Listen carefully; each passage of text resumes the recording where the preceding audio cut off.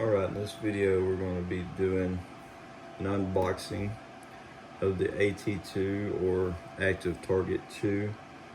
A lot of you guys may be wondering, what it comes with in terms of like cables, mounting hardware, that type of thing. So stay tuned, we're going to get right into that. But before I pulled the trigger on the AT2, I did a lot of research. I was looking over the live scope, I believe the mega imaging, what it was called. Watched a lot of videos on some pros comparing, all these different technologies from different companies, and also, videos with AT1 versus the AT2. Is it worth paying the upgrade? And from what I've seen, it definitely seems to be. One cool video to check out on that, I believe AT2 did on that, was comparing the AT1 to the AT2. And from watching that video, you can see, in his opinion as well, that they have made a lot of improvements between those two versions. So, like I said, I went ahead and pulled the trigger on this. Also, you may be noticing, if it's still going on when you're watching this video, there's a huge shortage on these. So everybody's snatching these up. You can't find them anywhere. Where I did get it, I normally shop at Bass Pro Shops or Cabela's, but where I was able to actually find this, just in case you're trying to find one, most people won't think to look there, is this store called Academy. So that's where I ended up getting mine.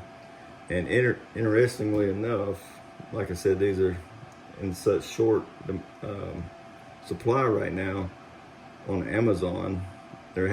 At this time of this video, there happens to be one of these on there for sale, and that person's actually trying to sell it for twice as much, so somewhere around $3,000.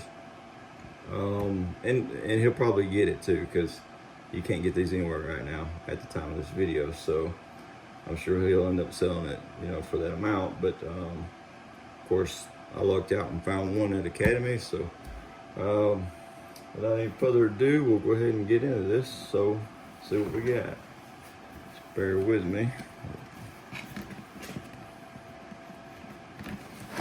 Also too, while I'm pulling this out, I'll tell you about my setup. I have a Minn Kota Ultrax with the iPilot, and I got the Mega 360 imaging mounted to the trolling motor. And of course, this is going to complement that setup, so I can really utilize that Mega 360 with the Humminbird display, and also utilize this on the Lowrance. And also, you may be wondering which consoles these are actually compatible with. It's going to be, try to get this up here, HDS Pro, HDS Live, HDS Carbon, and the Elite FS. And the Pro is the only one that's going to let you see like a split screen, but in other words, you can see it's like let's see here, where's it at?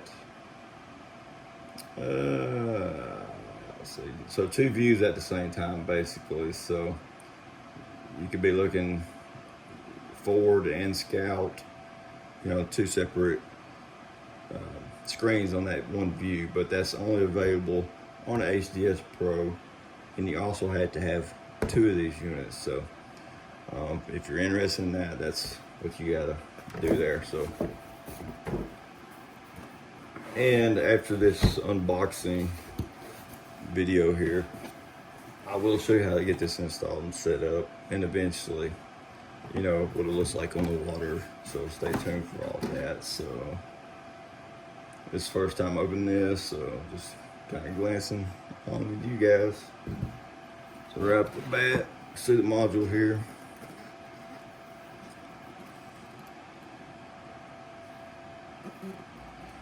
It does say AT2. It's going to have the sonar cable, Ethernet, and power. And I believe you stick a ground screw right here and ground the module out. So But the installation video, that's gonna come next. This is just unboxing, so. How was that in there? For sure it was upside down. Bear with me. Alright, took a second. Get that out the way. Alright, here is the sonar, along with the transducer cable. And just so you guys are wondering how many pins this is, or if you are, let me count that real quick. Like I said, I haven't looked at any of the instructions or anything, so 1, 2, 3, 4, 7, 8, 9, 10. Well, yeah, it's too dark in here for me to see, but it's probably the best view there. So, like I said, it's gonna plug right up into that module anyway. So, I'm not even sure why I showed you. One cool feature about this is they do put markings now on the, compared to the AT1, they do put the markings on the sonar and on the different brackets, so you can easily know where to line that up, whether you're trying to do like a down scan or forward scan or scout view. You'll be able to easily just line those markings up and put it right into that view, so that is handy. And I believe also the AT1, you had to search for a ground screw on that one, but this does come with it. So we got the module, we got the AT2 sonar, we got the Ethernet cable, and of course the transducer cable was connected to the sonar.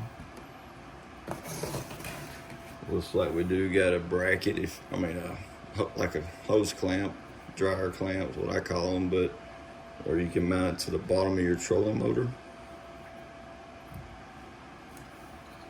And you have 2 mounting options for the trolling motor itself. So you got one that's this one says shallow, and I believe that's more of a low profile, and just like it says right on there, it's intended for more or less shallow water. I'll have to look into that when I do the install, but you do have 2 different mounting bracket options for the trolling motor. So, or actually 3, sorry. You got the bottom, the motor's at, and then 2 for the trolling motor arm. And then in here, this sounds like, let's see. Yeah, that's the other piece that goes on that one bracket. A knob, and some hardware for that.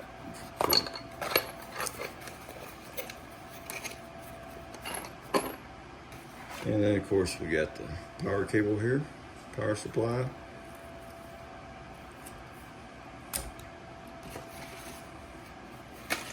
And Active Target box hardware kit.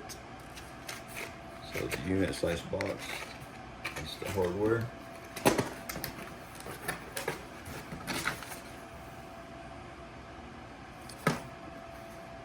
Installation manual.